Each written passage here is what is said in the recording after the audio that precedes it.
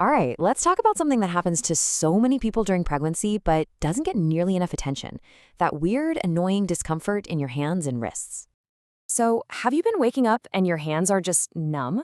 Or maybe you've got this weird tingling or even a nagging pain in your fingers and wrists that's totally new? Yeah, if you're nodding along, you are definitely in the right place.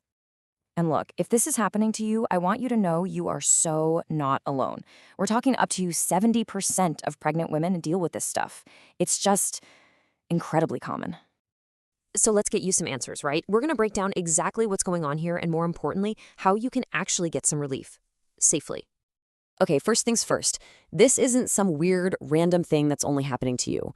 It actually has a name, and it's a super common piece of the whole pregnancy puzzle.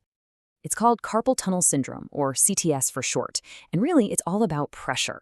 See, you have this thing called the median nerve that runs through a really narrow little tunnel in your wrist, the carpal tunnel. During pregnancy, that tunnel gets even tighter and the nerve gets pinched, and that's what causes all that classic pain, numbness, and tingling. And to give you an idea of just how widespread this is, think about it. We always talk about back pain during pregnancy, right? Well, carpal tunnel is right there at number 2. It's the second most common complaint of its kind. That's huge. So, the million-dollar question is, why now? What is it about being pregnant that suddenly decides to zero in on this one tiny spot in your wrist and cause so much trouble? Well, it really comes down to 3 main things. First, and this is the big one, fluid retention. Your body is holding on to so much more fluid when you're pregnant, and that causes swelling everywhere, including inside that little carpal tunnel. Second, you've got all those pregnancy hormones, estrogen, progesterone. They're not only adding to the fluid situation, but they might even be making your nerves a bit more sensitive. And then number 3, even after the baby arrives, the way you hold them for feeding and caring can keep putting stress on that wrist. Okay, so now we know why it's happening. Let's get to the good stuff. What can you actually do about it? And the great news is there are a ton of safe and really effective ways to get this under control. So everything we're about to talk about, it all comes back to one simple goal. Take the pressure off that median nerve. That's it. Whether we're talking about a splint or an exercise, it's all about giving that nerve a little more breathing room in your wrist. The first thing doctors usually recommend is a simple wrist splint. It's cheap, it's easy, and it just works by keeping your wrist straight in what's called a neutral position.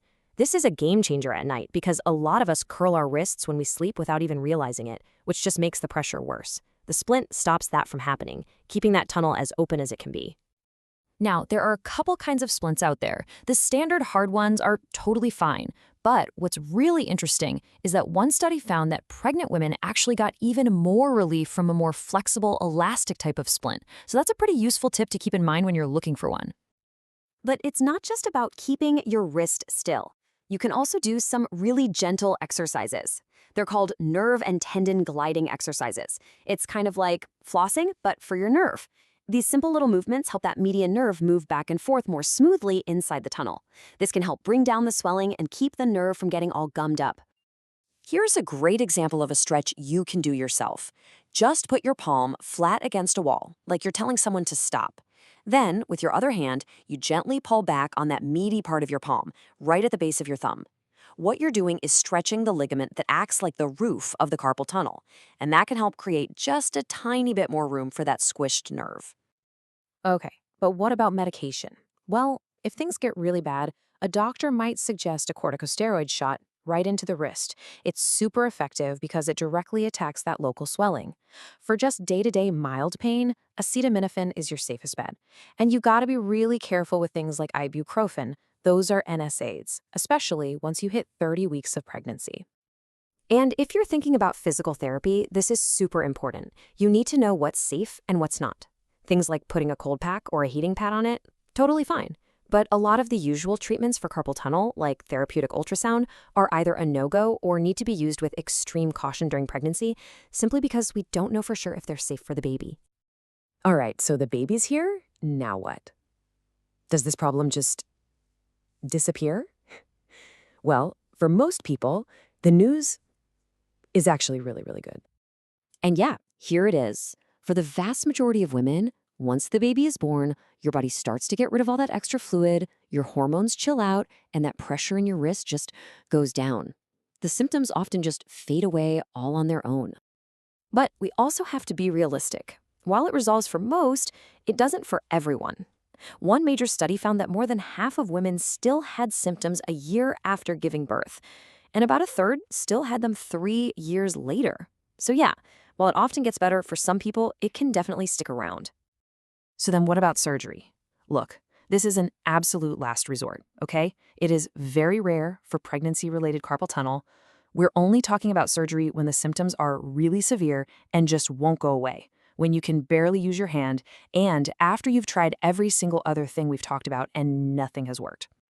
So what's the big takeaway here? It's pretty simple, really. If you're dealing with this, know that it's incredibly common. It's tied directly to all the amazing changes happening in your body. And, most importantly, there are a bunch of safe, effective things you can do to manage it.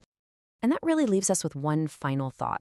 Now that you know the why and the how behind this one specific symptom, how can you take that knowledge and use it to feel more in control, to ask your doctor the right questions, and to really advocate for your own comfort and health during this incredible journey? Just something to think about. Thanks so much for joining me.